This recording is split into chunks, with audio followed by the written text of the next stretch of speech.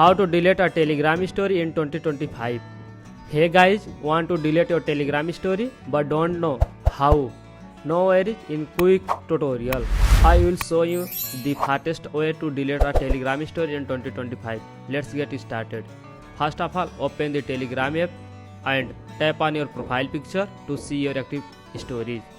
Now select the story you want to delete. Look for the three dot at the bottom right corner and tap on it. A pop-up will appear asking for confirmation. Just hit remove story or delete story and it gonna forever.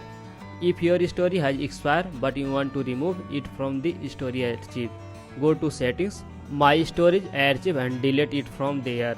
And that's it, super easy, right? If this helped, like this video, subscribe for more tech tips and let me know in the comments what tutorial you want to next. Thanks for watching and I will see you in the next video.